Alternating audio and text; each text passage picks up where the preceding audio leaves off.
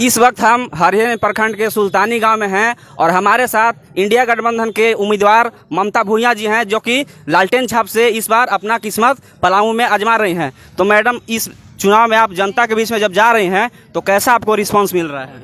जी, पहले तो बहुत बहुत धन्यवाद आपको।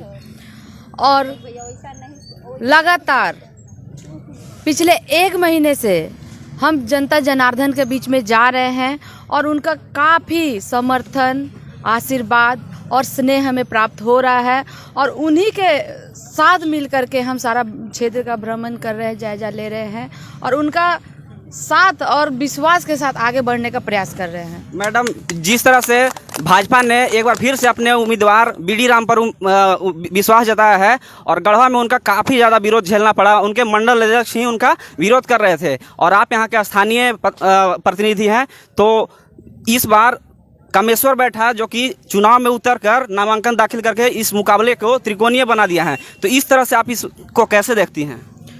जी, ये तो हम यहाँ के पलामू के तमाम जनता जनार्दन के ऊपर छोड़ देते हैं, क्योंकि अगर यहाँ सबसे ज़्यादा कोई परेशान है, त्रस्त है, अस्त व्यस्त है, तो वो है पलामू लोकसभा के तमाम जनता जनार्दन, माताएं, बहनें, भाई बंधु और गार्जियन। तो ये सारा निर्णय उनको लेना है और वो उचित निर्णय वो इस बार ले रहे हैं, ये तय है।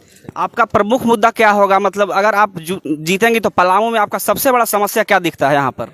पलामू में अगर सबसे बड़ा समस्या है तो वो है आज का डेट में गर्मी का सीजन का अगर देखा जाए तो सूखा, जो सूखा पड़ जाता है हर बार घोषित तो कर दिया जाता है, पर इस सूखे से बचने के लिए आज तक पिछले 10 साल में केंद्र में बीजेपी की सरकार है और हमारे सांसद महोदय विष्णु दयाल राम जी, वो भी यहाँ पे होते हुए भी आज तक सूखे पे कोई काम नहीं किए। और आप जाकर के सुदूरवर्ती क्षेत्र में देख लीजिए, एक एक चापाकल रहता है जो कि गर्मी के दिन में आते ही सूख जाता है।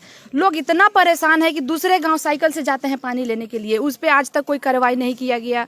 और सड़क तो है ही नहीं, बाइक पे लोग आने जाने पे मजबूर है। अगर कोई बीमार हो जाता है तो इतना परेशानी होता है कि उनको बहुत ही मुश्किल से सड़क तक लाया जाता है ताकि वो शहर लेकर जा सके इलाज कराने के लिए। तो सड़क और पानी, और सबसे बड़ा एक और जो मुद्दा हमको यहाँ दिखाई देता है, युवाओं में बेरोजगारी, जिस वजह से पलायन काफ़ी मात्रा में होता है, जिस पे आज तक कोई कार्रवाई नहीं किया गया है। मैडम, आखिरी सवाल आपसे यही रहेगा कि यहाँ पर आप ही इसी पलामू संसदीय क्षेत्र में एक हड़ियाही डैम है, बटाने डैम, जिसका फाटक को उठाकर वेल्डिंग कर दिया गया है, वेल्डिंग किया गया है, जिससे बरसात का सारा पानी बह जाता है और यहाँ पर सुखाड़ का समस्या झेलने को किसान विवश हैं और महत्वपूर्ण मुद्दा पलायन का यही है। तो क्या आपके नज़र में वो हड़ियाही डैम का मुद्दा दिमाग में है कि उस पर कार्रवाई, उस पर जो समस्या है उसका समाधान होना चाहिए कि नहीं होना चाहिए? जरूर होना चाहिए। अगर वो डैम, उसके बारे में सब जानते हैं और हम भी बहुत अच्छे से जानते हैं, आप भी बता रहे हैं, उससे अगर वहाँ के ग्रामीण जनता को